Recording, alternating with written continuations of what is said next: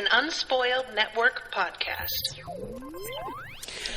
This is Spoil Me, covering One Piece, episodes 109 and 110. In these episodes, it turns out that just going and kicking Crocodile's ass is not as simple as Luffy expected it to be, which honestly, I find delightful. Welcome to Spoil Me.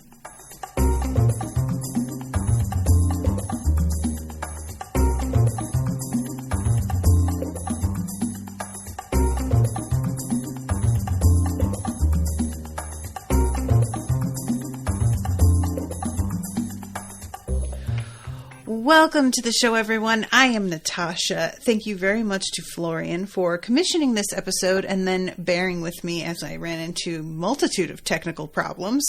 There's something going on, guys. Is it a Mercury retrograde? What's up? Something's happening. It's got to be cosmic at this point. So these episodes, it ends in this really... I'm just going to jump right to the end, as I am wont to do, with this really dramatic silhouette of Luffy fully impaled on Crocodile's hook. Was not expecting that. The thing with this show is that we have seen people be apparently impaled, and it's been a trick. So I don't it doesn't look like I'm being tricked, but it hasn't looked like I was being tricked other times either. So, and come on, we know that Luffy is going to make it. We know that Luffy is going to be all right. But I just don't know exactly how he can get out of this one, or how it doesn't actually wind up being exactly what it looks like. There's just a lot of, there's a lot of questions here. And I really hope that it's something that's sort of like Nami when she apparently stabbed Usopp, but she had managed to stab herself instead. When the show gave me an explanation for that, I was like, you know what? That's actually pretty smart and well done. I accept it. Because sometimes, there'll be a really contrived, it looked like this, but it wasn't. For I'm going to talk about Sherlock and a certain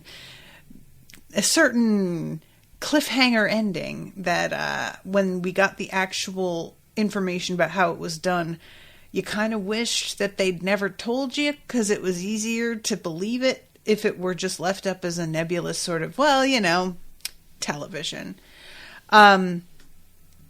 So let's start from the beginning of these two. Guys, can I tell you something about how little information is sticking with me these days?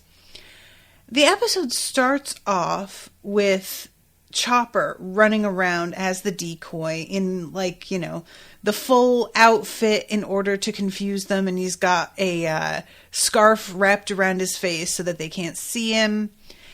And he is at one point sort of cornered, and he does this thing where he's like, you know what? I said I would do whatever I could, and I'm gonna. And he tells them, yeah, it was me. I completely forgot that Chopper can change form. I swear to God, he's like, yeah, it was me. And I'm like, little Chopper, what are you doing? Oh my God, they're going to eat you alive, dude. And then he swells and is like, I did it. And I was like, oh, right. Oh, all right. Go ahead. I genuinely was so... It wasn't even I was exactly worried. I was worried. But I was like, wow, you're really just throwing yourself to the sharks, aren't you? And I'm not trying to take anything away from the fact that he is still throwing himself to the sharks. But it's different throwing yourself to the sharks when you're a guppy versus when you are also a shark. So that's that. I just can't believe that I didn't remember this. I swear to God. There's so much in this show to keep track of. So I try not to be too hard on myself. But, I mean, come on. That's, like, a pretty big thing.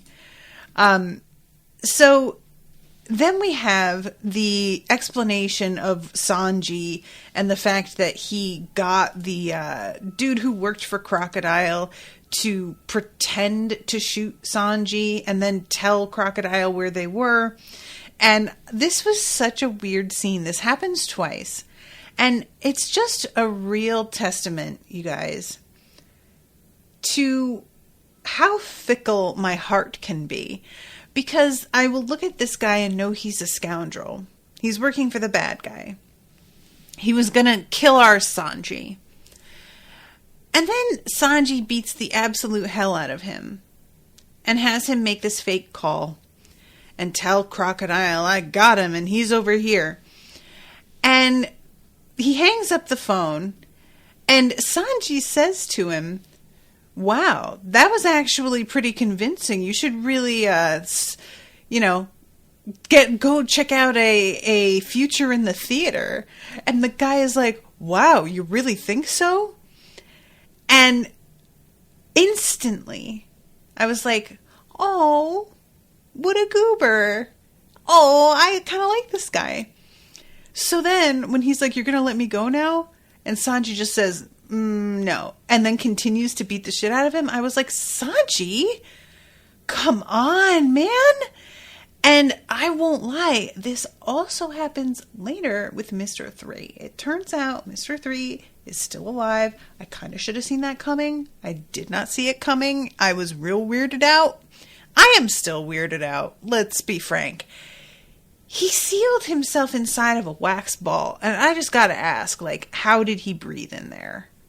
It doesn't feel like that should have helped him survive any more than just being eaten whole would, like you haven't been digested yet. I don't know.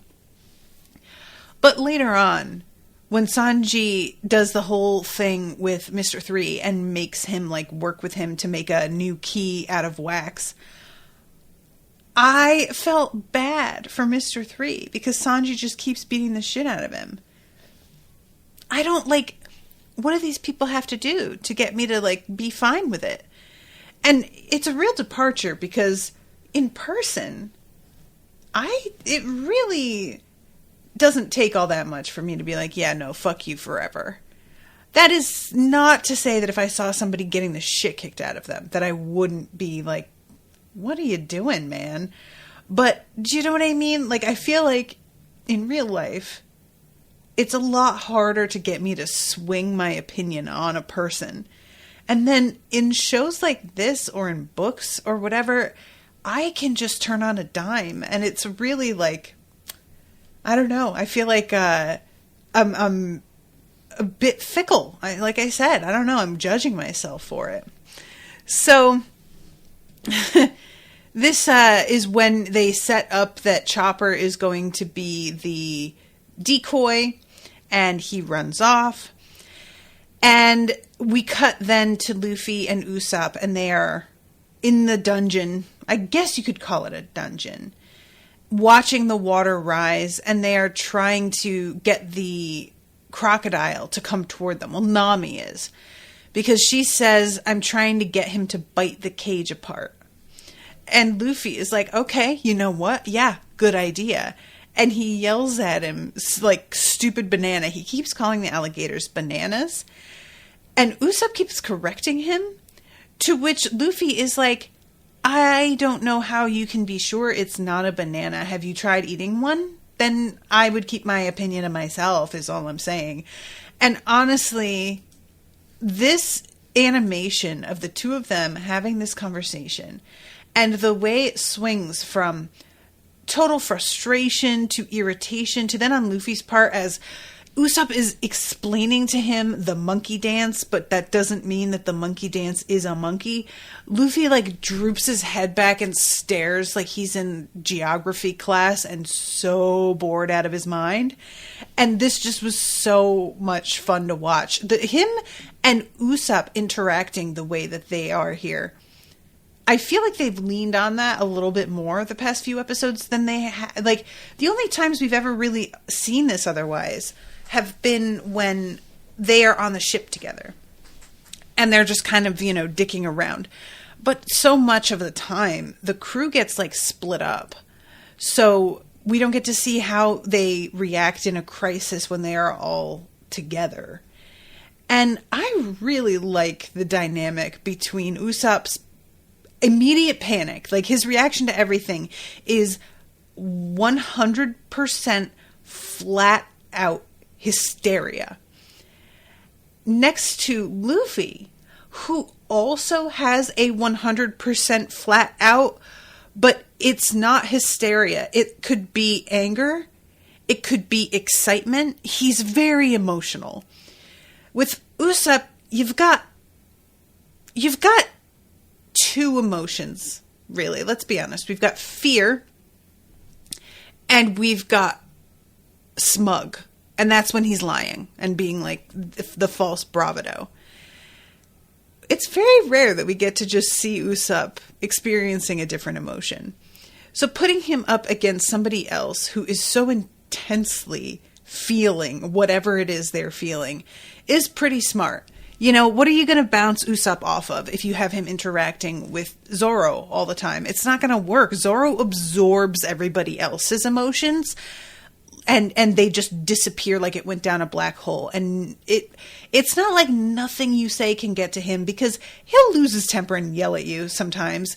But it's like never actually about the thing you're trying to get a rise out of him over. It's always about you and how you suck. So I just really have been enjoying seeing Usopp and Luffy together, and the way that they are feeding off of one another and like giving each other good ideas, but in the wrong way. Like, you're like, you came to the right conclusion, but I don't like the way you got there, things like that. So as they are talking about this and beginning to freak out, they turn around and they talk to Smoker, because he is literally just sitting there. And he has no reaction to the fact that the water is coming in. But he does recognize the woman at Crocodile's side. Guys, help me. Her name is like Miko Ramen? Am I wrong? Mika? It was something ramen, right? I'm not imagining that. And it turns out that she has a bounty on her head of 70 million berries, which just is truly astonishing. And the whole thing here is basically that she is as wanted as Crocodile is, and that they aren't like, I was thinking of them as a hierarchy, because unfortunately I have some internalized misogyny, and especially in an anime specifically, which can get kind of sexist, let's be honest, especially when it's older. We've got a lot of factors coming together here. I'm assuming she is his subordinate in some way. Not to say that I don't think that she's as cool as him or good at things as him, but I'm assuming that's the position she holds according to the show's explicit hierarchy. No, it turns out they're partners. And she is really dangerous in her own right. And Smoker is essentially like, yeah, the fact that she's involved and the two of them are working together means that this isn't the kind of coup that y'all are thinking. It's not going to stop at Alabasta. Whatever is going on and whatever they're planning, it is going to involve a lot more countries. Potentially, it could be like a world war. Nico Robin. My God, I heard Miko Ramen and I was like, they didn't name a character Ramen. That doesn't sound right. Oh, thank you guys. I appreciate it. Ace, like Smoker, said something about all of the situation with Croc is fishy. Any theory? I don't have any theory. And I actually, thank you, Florian, for mentioning Ace, because I posted this in like the show notes of a recent episode. But I got so focused on some of like the big fights and plot elements that I completely forgot to address the fact that Ace gave Luffy this piece of paper. We talked about it, me and Gabriella, in the episode when it actually happened. But since then, there was an episode where Luffy is encouraged by a couple people to just throw it out, even though obviously Ace gave it to you and like told you to hold on to it. Don't just throw it. I was so glad that Luffy at least has this sort of weird loyalty to individuals where he was like, I feel like if he were left to his own devices and there wasn't a specific person involved, not only would Luffy not keep this paper, I feel like he'd eat it. I'm just saying. So I was very grateful to the fact that he was like, my brother gave this to me. He specifically gave it to me. It has to be something. I'm keeping it. Are you crazy? And Nami sews the paper to the inside of his hat so that he won't lose it. Which, I mean, you know, short of stapling it to your actual body, Luffy is very, very aware of the whereabouts of his hat at all times. So I suppose that is the best place to put it. I have no idea what the fuck this paper could be. It's small, you know. If it were bigger, if it unfolded more, I'd be like, maybe it's a map and you have to activate it somehow. And by activate, I don't really mean like magic. I mean like, you know, the lemon juice when you hold the paper close to a flame and it activates so you can see the writing on it. And otherwise, if it's not a map, it could be like instructions, but I don't know to what. The question for me would remain, no matter what this turns out to be, my question right now is, why wouldn't Ace have just told him whatever it is, you know? So maybe it's a drawing. Maybe it's not something that he can tell Luffy. Yeah, I don't know. I keep thinking about it, though, especially as, like, we're getting closer to what feels like the wrapping up of the particular arc here on Alabasta. But I'm saying that, and, like, our friends haven't even reached the next town over that they're heading to. So I have been anticipating that this arc would last another 2 episodes. And when I say episodes on that, I meant podcast episodes, not show episodes. And now that I see the way that this episode ended, I'm kind of figuring it's got to be longer. And I don't have any problem with that, for the record. Like, I know I complained a lot about how long the Don Krieg arc was, but it was also just way less interesting. And Don Krieg sucked so much more. And it was really limited by the fact that they were on these 2 ships that were wrecked and there was no other setting that you could bring them to. And there's only so much that you can do on wrecked ships before it just starts to be like, okay, what again? He fell off into the water. Wow. Couldn't have seen that coming. So I would have thought, you know, I had suggested in the previous recording that I was waiting for something significant to happen with Luffy and the water that he was given by Toto. And we do see the payoff on that in this episode. He gets his arm shriveled up like a goddamn mummy and sees the water and drinks it and like puffs it back out again. Like it's, you know, like you're pushing the dent out of the side of a car. So I was actually pretty pleased with that payoff too, because it was like a reasonable payoff. It wasn't as, I was sort of wondering if it was going to be like, oh, it's going to turn out the water's magic, or, you know, like something really extra. And instead, it's just water, but it happens to be there at the exact moment Luffy needs it, and there's no other options. And I think that's like the perfect way to do it. So yeah, this is when I'm jumping back to Smoker, and he is talking about how like this is even worse than we thought. And Luffy says something like, I don't need any more reasons to kick Crocodile's ass. This doesn't change anything. We have got to get out of here. And when he says that, Smoker just says, I see. And then it cuts away from him to Luffy and Usopp, who are panicking over how high the water has gotten. Guys, again, to talk about the animation with the two of them. Luffy freaks out over the water height. He grabs the bars, which of course immediately make him feel weak and helpless. And as he's falling, Usopp grabs him by the shoulders, but Luffy's head keeps going and his neck stretches out so that his head is just like almost touching his ass in the back. I have never related more to the animation of any character in my life as I did to that moment. Especially today. I'm recording this on a day where like everything has gone wrong. It has been a bad day.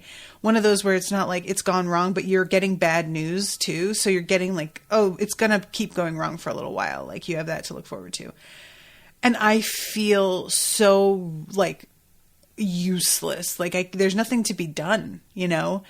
And this moment of him being like held up as he's about to fall and his tongue is hanging out and his neck is like, same, buddy, same. You know what? Oh my God. I'm realizing I'm back on Chrome for this recording. I can show you the world. I'm going to do it. Can you guys see it? Yes. Oh, I'm so excited. This was the problem with doing Safari. Hold on. I'm sorry for those of you who are listening and you can't see this, but like honestly, that is it. That's it right there. 100%. And his head goes bouncing up and down as well.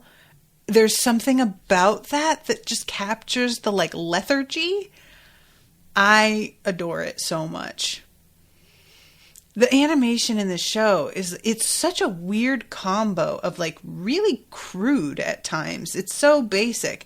And then they'll do something that I'm like, wow, that looks really good. Or they'll do something like this where it's really economical. You know, it's like extremely simple. Sometimes simple is like the way to go. There are all kinds of amazing like stick figure or very bare bones figure comics on Facebook that are still excellent. And you don't need to do a lot of complicated detail to get the point across of what you're trying to make somebody feel. So this is when we have the entrance of Sanji. He comes swooping in with his like kicks and his cigarette and his fucking glasses, which I don't feel like anybody mentioned the glasses in these two episodes, and I do want to know where they came from. I want to know about that. And he is just so casual. Everyone's delighted to see him, but the thing is that they need the keys still. And he's just, guys, the Nami-san as his arms. Do you love me now? Do you love me? You guys, it's so stupid. That's one of my things about Sanji that I feel like it's the sort of thing that if you had told me about this character, and I think I've said this before, I feel like I wouldn't have anticipated liking him, because making him into somebody who's just extremely insistent all the time that he's in love with this girl who has no interest, and he just is awkwardly fawning over her despite her not really enjoying that.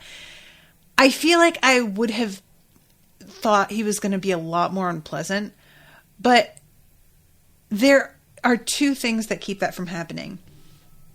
One, Sanji is fawning, but Nami never is grossed out by it. She's always just kind of impatient, but she also likes it occasionally and uses it to her advantage occasionally.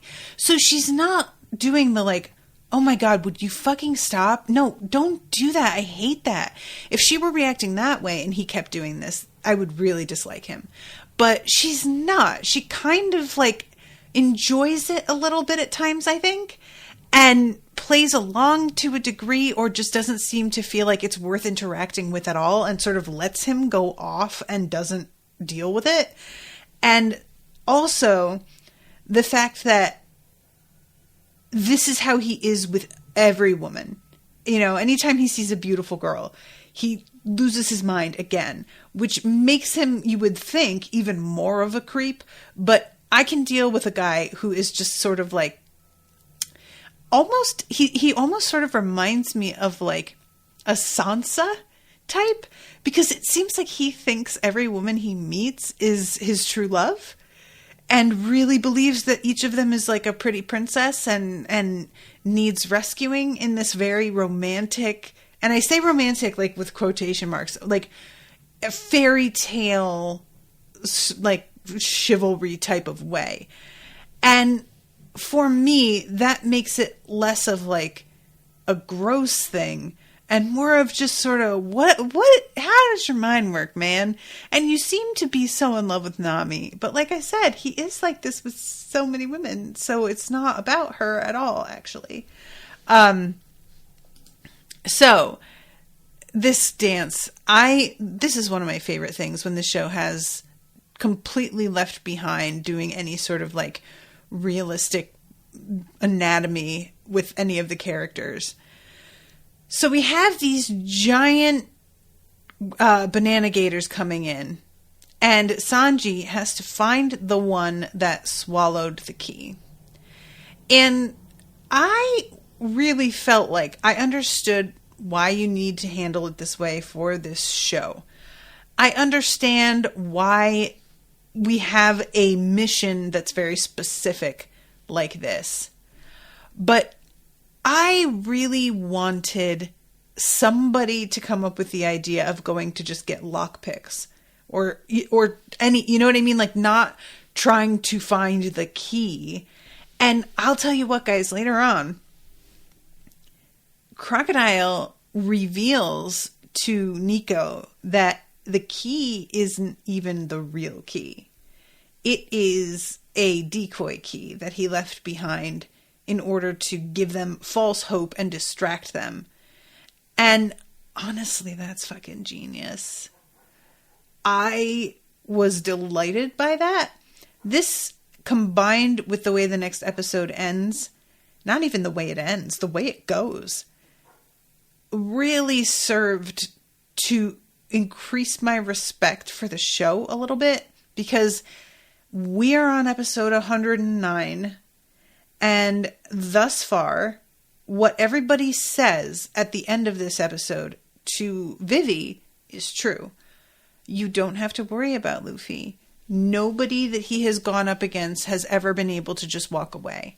Luffy will be fine. Luffy can take care of himself. Luffy is on it, and we can just leave him to his devices and he will handle it, and that will be that. That's exactly how it's gone. They are right to think that.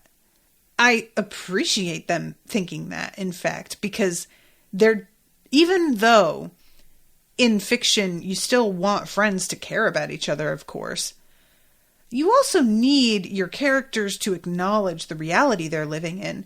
And it's really hard to believe that people are going to get extremely worried about Luffy when they've seen him come off victorious in some of the fights that he has been in. When you see him go up against like a superhuman fishman and wind up winning, yeah, I could see why after that being like the fourth battle he's won, you're not going to think that he can't handle it. He winds up handling all of the banana gators later on, you guys. I felt so bad for Vivi. She just stands there and stares at them and is like, it was so hard for me to handle just one. And I really appreciated Usopp chiming in and being like, he's a freak, Vivi. He's a fucking supernatural freak of nature. Do not compare yourself to him, because, man, I think like there is not a person out there who hasn't had a moment like this where they were like proud of something that they did and they went to sort of share it, and in doing so discovered how many people had done that exact thing and how much higher level people had gotten since then. And it's very, very humbling. But in Vivi's case, it's not just something like, oh, I made this cool pot, and then you see like this unbelievable gravity-defying pot, and you're like, never mind, I won't share this picture on Instagram. With Vivi, no matter how much practice she gets, she's never going to be able to do what Luffy does. It's impossible. He's got a fucking magic power, you know? So I did find that really, really funny, though. All right, so jumping ahead here, there is so much of Usopp and Luffy together, I swear to God. So then we get Mr. 3 being coughed up by this alligator that swallowed him, Banana Gator. He comes out of the wax ball that he made around himself, and he is still pretty shriveled up. So he winds up having to drink a bunch of water to restore himself. I really can't believe that I didn't see this coming, you guys. Of course he was still alive. Of course he was still alive. I really thought that was it. Why did I think that? We have seen Crocodile straight up kill people with his power before. Why would he only partially kill this guy and then throw him down there partially dead? If not so that we could bring him back. Of course. But I straight up just was like, well, enough of that guy. Because I just didn't see what the use of him would be anymore. You know, like, for the plot, like, who cares? And especially once, like, Crocodile and Nico both leave the building. We're done. All right. Yeah, he's really dead.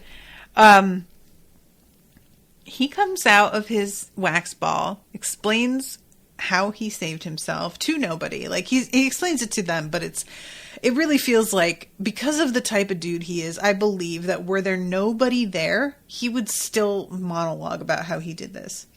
That's just my opinion. And he finds the key.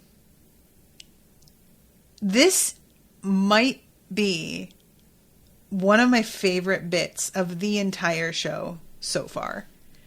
I don't know exactly why it caught me the way that it did. I don't know if I would have reacted the same way on any other day if I were to see this. Sorry, I knocked over my chapstick. But in this moment, I found this so funny. So we've got Luffy, Nami, and Usopp in the background watching him pick up the key. They begin flipping out, telling him, give it to us, give it to us. He turns and sees them and realizes that they are the exact people that he went up against once before and that they should be dead. Then he looks at the key and he says to himself, a room, forcefully leaking water, an iron cage, and this key. And I believe in the dub he says an iron cage full of straw hats.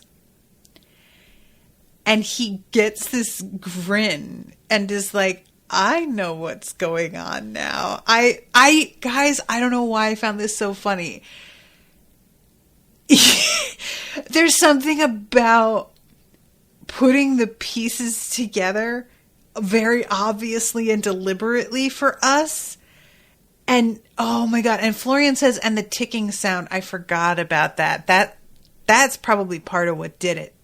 Because it's like a timer, and then the ding as he like figures it out.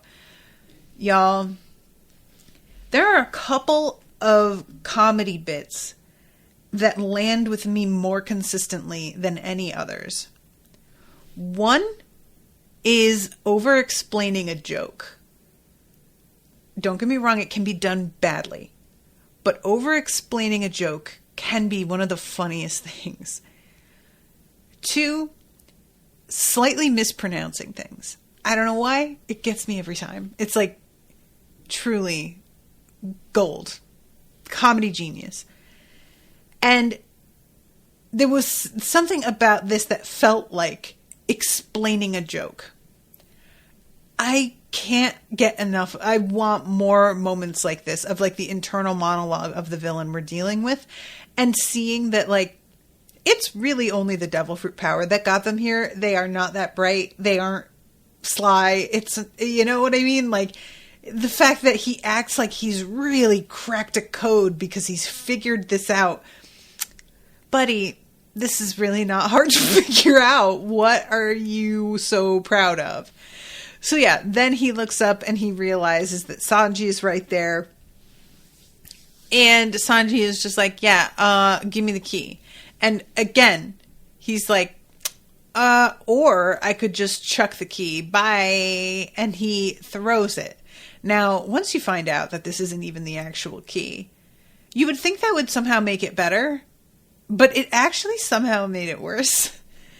But yeah, at this point, 3 is just like, yeah, I'm not going to help you. And I mean, I can't even really be that mad at him. All of these people are his enemies. Like, why would you help them get out of a cage? That's exactly where you fucking want them. The only reason that I feel like I need him to stop and think a little bit more is that he sees them as enemies. But the guy that you thought was your ally is the one who just tried to kill you. So maybe you want to ally with your enemies, just at least temporarily. But he doesn't seem to have that kind of imagination. So, you know, what can you do? So yeah, this is when we find out that the real key is actually with Crocodile. And we have the crew downstairs finally being like, all right, well, I guess we're going to have to go up against some of these alligators and figure out which one it is. And then they realize, oh, we don't have to do that. We can just have him make a key. And we see him inserting his weird waxy finger. And Sanji saying, nicely done, Candleman. And then the camera pulls around and we see Mr. 3 is bleeding and has a black eye and a huge knot on his head. And guys, I felt bad for him. I'll say it again. I think I'm feeling bad for people who are... I think this is what it is, I'm realizing. Him and the other guy, it's not just the fact that they got beaten up. And it's not just the fact that they've been humiliated. It's the fact that they are still having to pretend to be happy and compliant. They're both smiling while they're bleeding. And I think that's the part that really fucks me up, is that they have to keep playing along and not like anger this dude who did it to them, which is another element of humiliation. And so I think that's where it takes me over the line, where I'm like, yeah, he deserves it.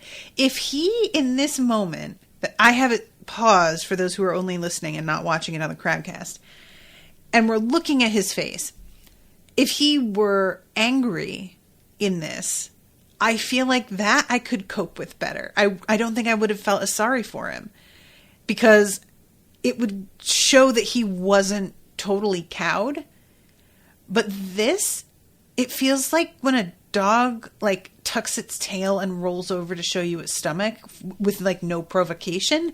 You're just like, oh my God, sweetie, it's fine. No, it's fine.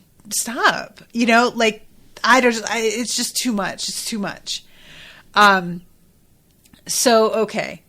I'm going to be jumping over some things here because we have the escape from the building, and of course, it's very like water centric, and there is more than one person here who does not deal with swimming very well.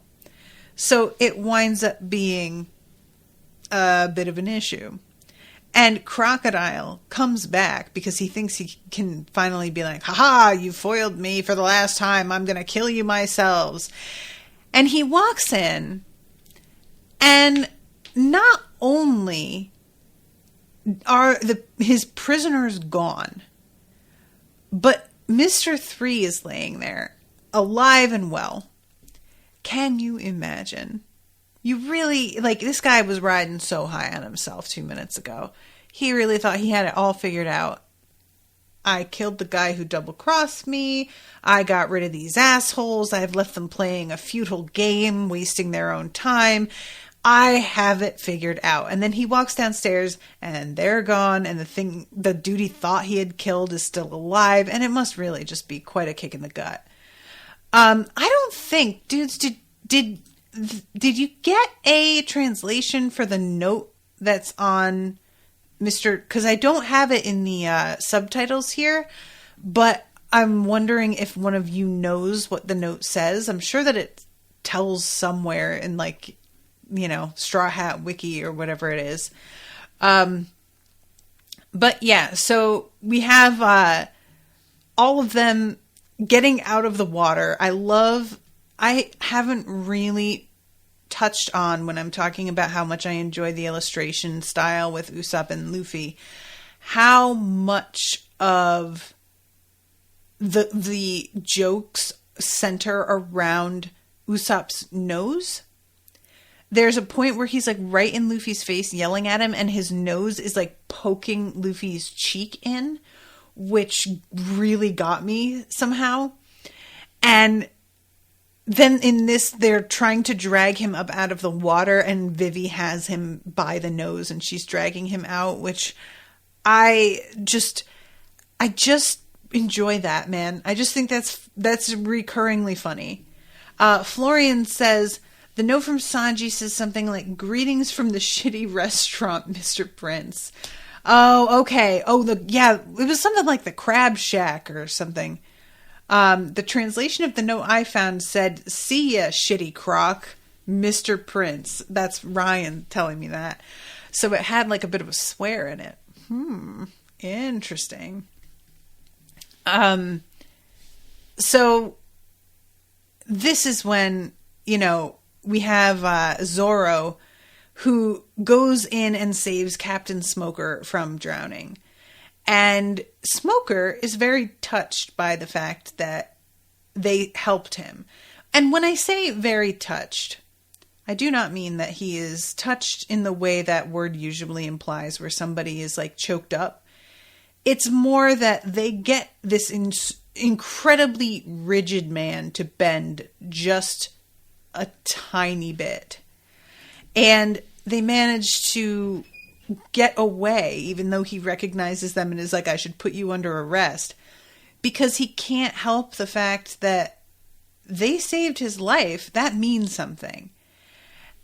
I have to say, though, Zoro, he just can't help himself. He has to fucking tell the truth. He's like, why did you save my life? And Zoro, we have like a little flashback where Luffy is screaming at Zoro, go back in, you have to save him.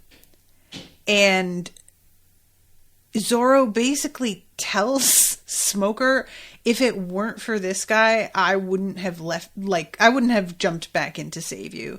This is 100% because he gave me an order and he's my captain and I do what he says. And I just kind of felt like, Zoro, you don't need to do that. Just let it lie. I'm not even saying you got to take the credit exactly. You just don't have to explicitly be like, I wouldn't have bothered if not for him. You could just say, he told me to. And that would be it. But yeah, this is the part where he starts to be like, I should arrest all of you. And I was like, well, we know you're not going to do that. But I will be honest, you guys. I kind of thought they would wind up more firmly on the same side than they do. If this is as close to the same side as they're going to get, it's a lot less than I was hoping for. I figured that once he realized they are intent on kicking Crocodile's ass and taking this guy down and saving Alabasta, that he would be like, oh, okay, you know what? We all want the same thing. But that's not it, really. He's just like, I'll let you get away one time. But if I see you again, we're going to be enemies by then. I mean, I guess. I'm not, ungrateful for the fact that he bent a little and let them get away. But it just doesn't really feel like complete payback, And it doesn't feel like it's taking into account the actual situation. Just focus on what you want to accomplish right now. Allying yourselves with these weirdos is the most efficient way to get what you need for the moment. So, go ahead. You can turn around on them later or be like, well, what did you think? I was just going to forget about all that stuff and arrest them later. But as of right now, it just doesn't make a lot of sense why he would want to split up the crews against one another again when they could all join forces, So, okay. Jessica says, it says, see you later, Crapagator, Mr. Prince, on the Viz translation. I really like that. I hope that's actually more accurate to what it originally said. That's amazing. That's so much better. I hope you're right, Jessica. I hope that's... I don't know why they wouldn't put that on the screen. That is worth a subtitle, 100%. So this is the moment where, as everybody is escaping, Luffy can't help but like laugh in Smoker's face, and Smoker is... It's a weird moment because I'm like, is he just mad that Luffy's laughing at him? Or is he mad that this guy that he thinks is a bad person... You know how that is, where if somebody you don't like approves of something you're doing, you kind of second guess what you're doing?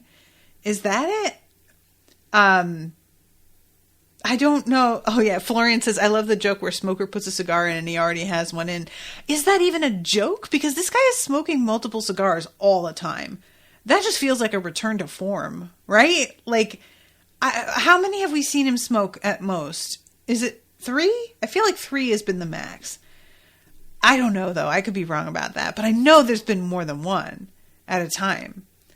So anyway, okay. This is when our friends finally are free to try and run off and rescue everybody. And then we jump into the next episode, trying to skip over these old credits here. And we get another pretty extensive chase scene. These really can go either way. And I thought this was well done. So one of the Marines comes up to Smoker and is like, hey, are you going to help us catch these guys? Because they know what a fucking hardline asshole this dude is. And he says, no, I'm too tired. Which honestly, I wasn't expecting that. I'm too tired. And like the guy he's talking to is equally as nonplussed.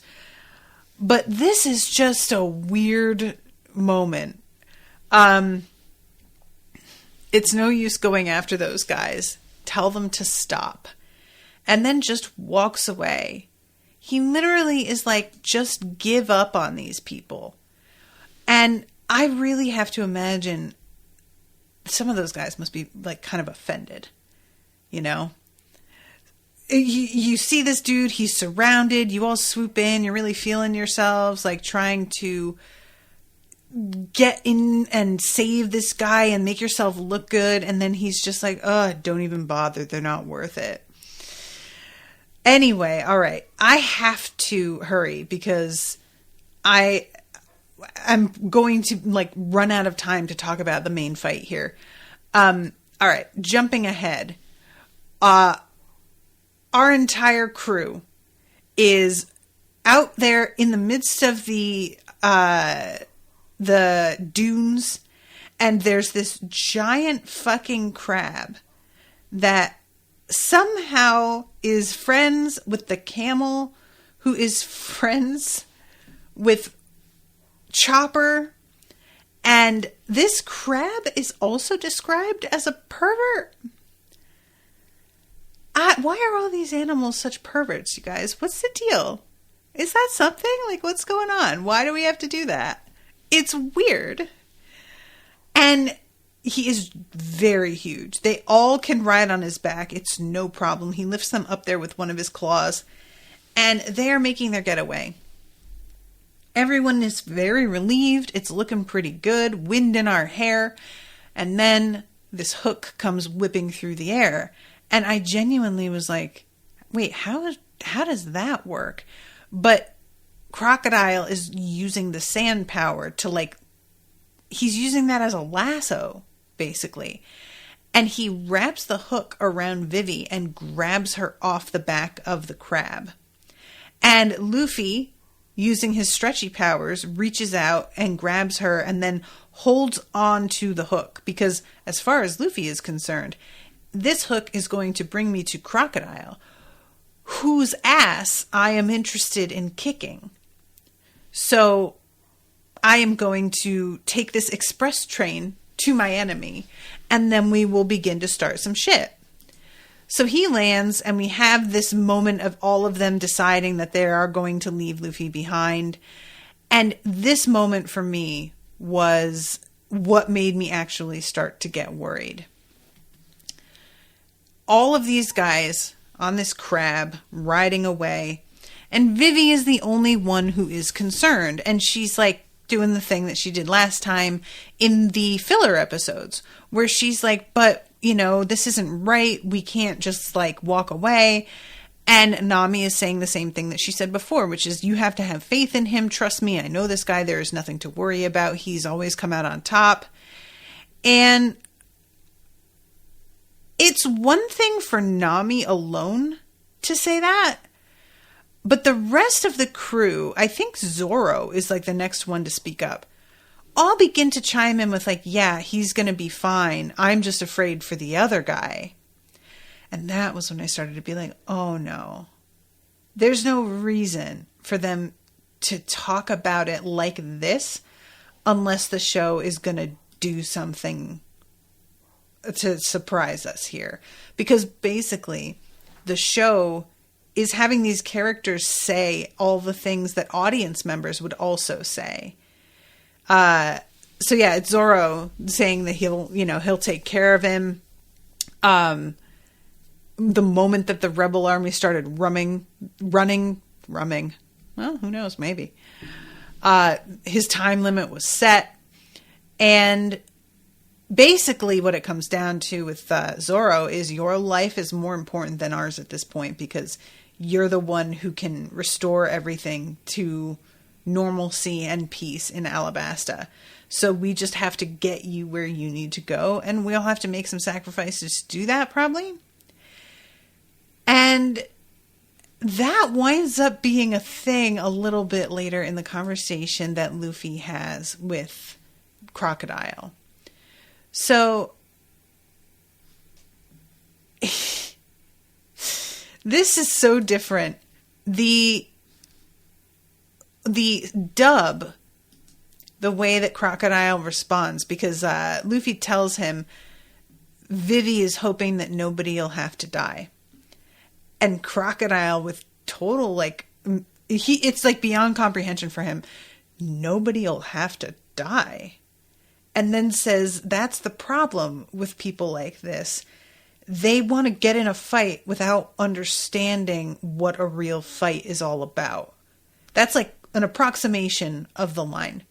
I'm looking at the subtitle here, and he says, there are many maudlin, peace-loving fools like that. That's because they don't know what a real fight is. You think so too, don't you? And Luffy looks up and just says, yeah. And I don't know why, but the fact that he just like agreed with no argument or anything, it just caught me so completely off guard. Were you guys expecting him to just say yes? I didn't think he would do that. I thought that he would, I don't know, be like, that's what I admire about her, like say something that was more in defense of Vivi. But instead he's like, no, you're right. Like, they don't get it at all, do they? It's really, well, what can you do? I guess that's why guys like us are here. So then begins the fight. In the post that I made for this episode on Facebook and on Twitter, I said, Luffy goes up against Crocodile, and Crocodile is so bored. Oh my God. And honestly, that's 100% the energy, and that's pretty much all I need to say about that. I'll say more because I can. I must. It is who I am. But I was so shocked at how completely outclassed Luffy was here. It isn't even close.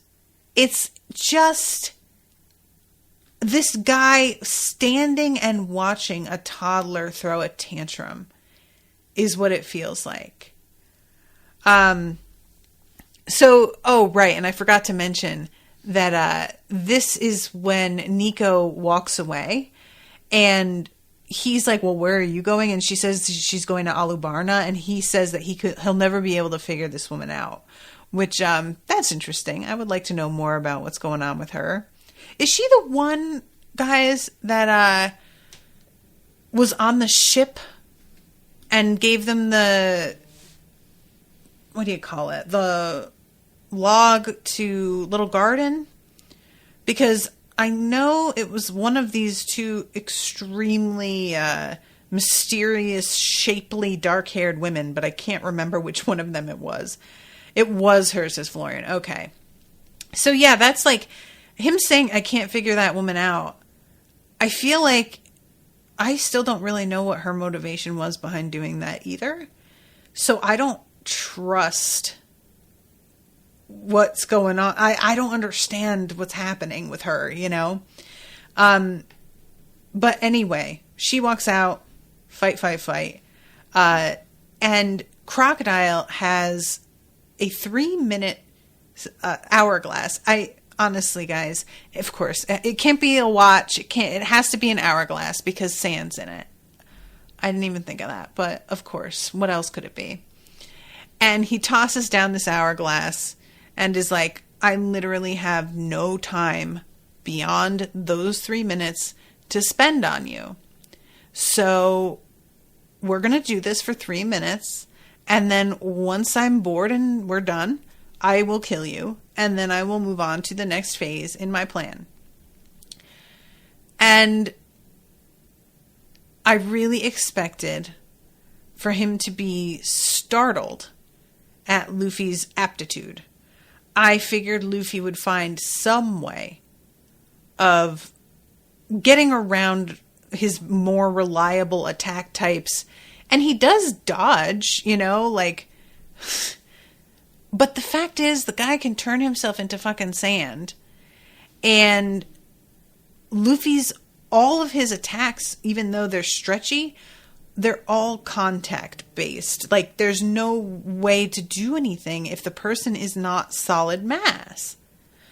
So, everything that he tries to do, not only does it not do anything, but it wears him out. It's like he's exhausting himself and not accomplishing anything. And watching as this dude reassembles himself with no trouble and just like a mild, smug grin on his face. And this dude's doing his monologue about how like people like you always think that you can stand up against me and you never can. And because we've heard so many monologues like that before, I really was like, oh, God, whatever. But then as the episode wore on, and Luffy continually failed to make any headway with this guy at all, I started to pay more attention to his fucking monologue. I was like, okay, maybe this dude is not wrong. Maybe he isn't just posturing. And it gets to a point where he seems genuinely perturbed at the fact that Luffy is still fighting him. He, at one point, is just like, this is getting old. And then later on, just as I have had fucking enough of this.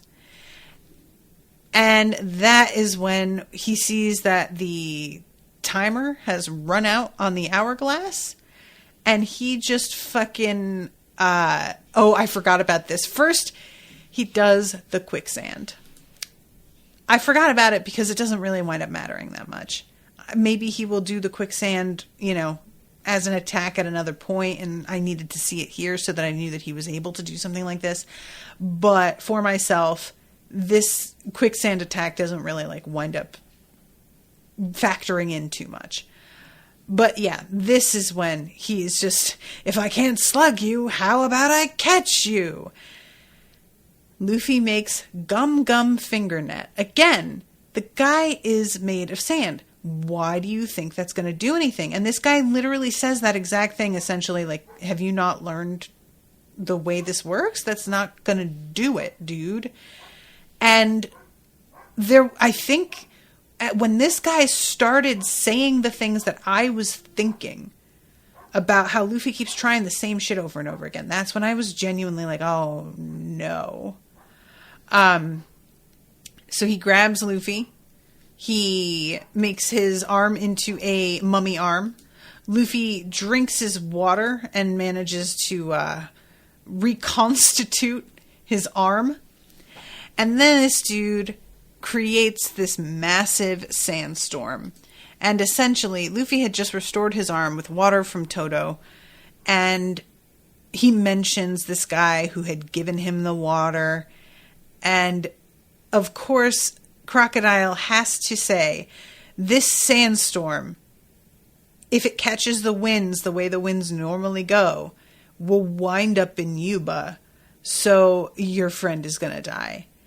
And Luffy asks him, why are you doing this? Like, not that calmly, but genuinely, why? What is it? What are you getting out of it is like the real question, you know?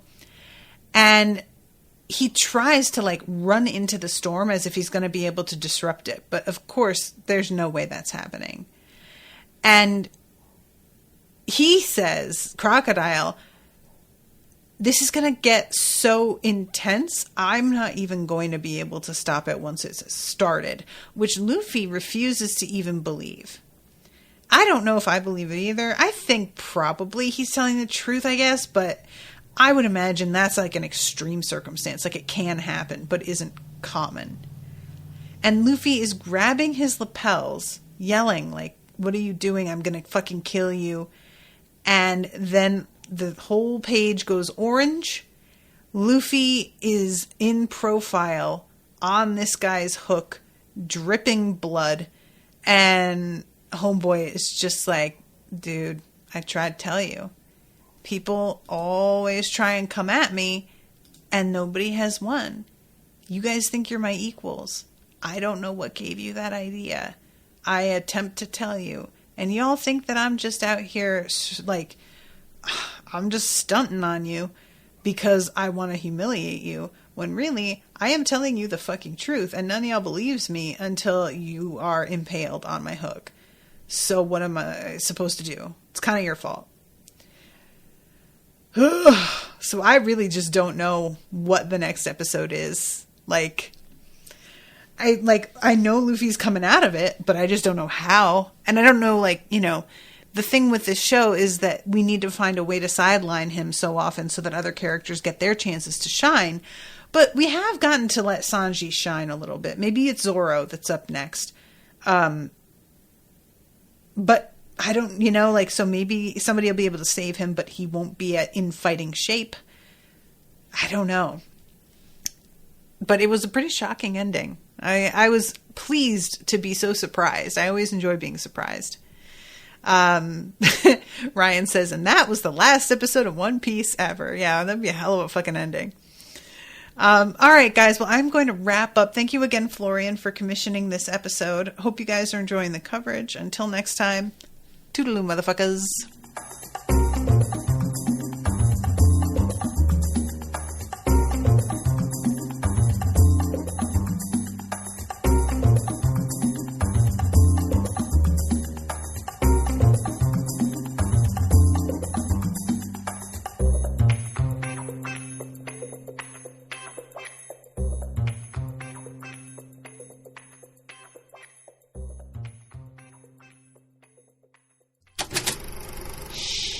That was an Unspoiled Network podcast.